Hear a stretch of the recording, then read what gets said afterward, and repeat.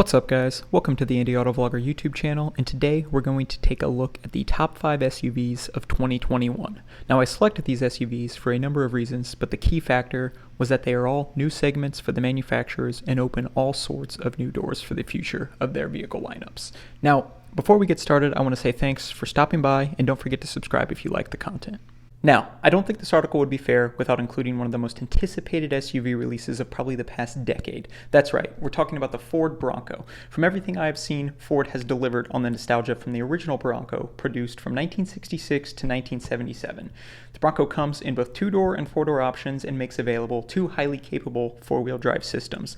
Technology such as train management, trail control, trail turn assist, and Trail 1 pedal drive, which will make off-roading easier and safer. It has 2 EcoBoost engine options, the 2.7-liter V6 from the F-150 and the 2.3-liter i4 from the Ranger. Now, the 2.3-liter turbocharged inline-4 is pushing 270 horsepower and 310 pound-feet of torque and is paired with a 7-speed manual transmission. The 2.7-liter turbocharged V6 is pushing 310 horsepower and 400 pound-feet of torque and is paired with a 10-speed automatic, which also is an option for the 2.3-liter. Now, to dive into some of these technical features, the trail control is basically a low-speed off-road cruise control, while the trail turn assist can reduce turning radiuses when you have to maneuver on the trail. The Trail 1 pedal drive controls acceleration and braking, which I think many could attest that it can be super useful in tight spaces and going over rough terrain.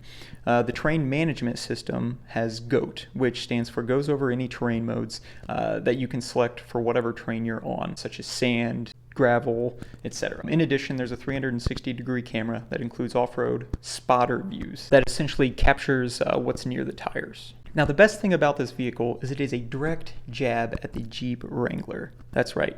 With the removable top and doors, Ford Bronco gives the Wrangler a run for the money, and hopefully in the long run will strive for more competition between the two brands. Up next is the Kia Seltos. The Seltos is Kia's entry into the subcompact crossover market, taking on the likes of the Honda HR-V, Mazda CX-3, and Jeep Renegade. Now, the Seltos has quite a few signifying features, but the most noticeable is the Tiger Nose grille that resembles a baby version of the Telluride. In the US market, the Seltos comes with 2 engine options, a third being an EcoDiesel in other markets. But first, the 2-liter naturally aspirated 4-cylinder, making 147 horsepower and 132 pound-feet of torque, while the 1.6-liter inline-4 turbo makes 175 horsepower and 195 pound-feet of torque. The 2-liter comes with a CVT transmission, while the turbo comes with the standard 7-speed dual clutch. Front-wheel drive is standard in all vehicles with the option of all-wheel drive. The Seltos comes in 5 trims: LX, S, EX, S Turbo, and SX Turbo. The lowest, the LX, starting at roughly $22,000, and the highest setting you back a whopping $28,000. Astonishingly, the Seltos can comfortably seat 5 and has more storage capacity than almost any of its competitors in its class by more than 5 feet cubed. The third on this list is the Genesis GV80. Now, for the first time in Hyundai's luxury brand lineup, the Genesis GV80 will take on the likes of BMW, Mercedes, Lexus, and others in the luxury crossover SUV market. It comes with 3 trim levels: the 2.5T i4 rear-wheel drive, the 2.5T i4 all-wheel drive, and the 3.5T V6 all-wheel drive. The starting price for the initial trim is $48,900 for the base and roughly $60,000 for the highest trim. All trims come standard with an 8-speed auto with paddle shifters. The i4 puts out 300 horsepower and 311 pound-feet of torque, while the V6 does 375 horsepower and 391 pound-feet of torque.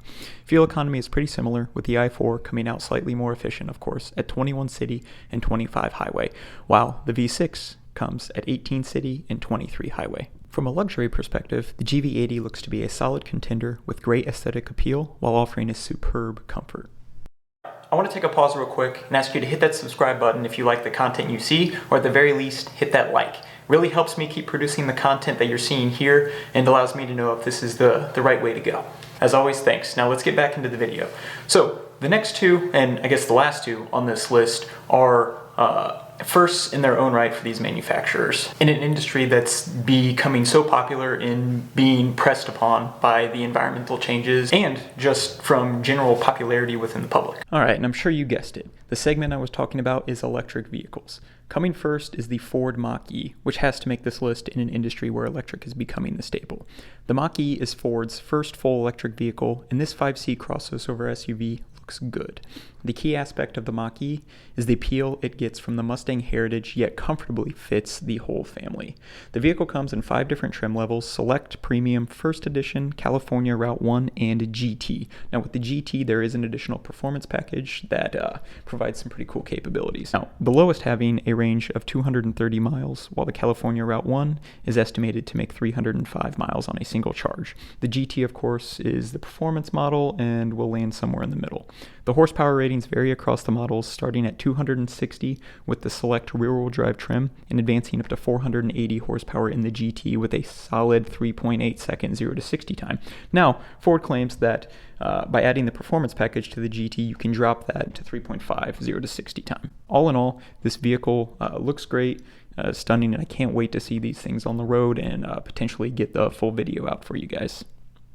So the last vehicle to make my list is the Volvo XC40 Recharge. This, like the Mustang Mach-E, among others, is Volvo's first entrance into the all-electric market and takes on the likes of the Tesla Model Y and Mercedes-Benz EQC. It is derived from the gasoline-based XC40, but provides its own neat futuristic touches.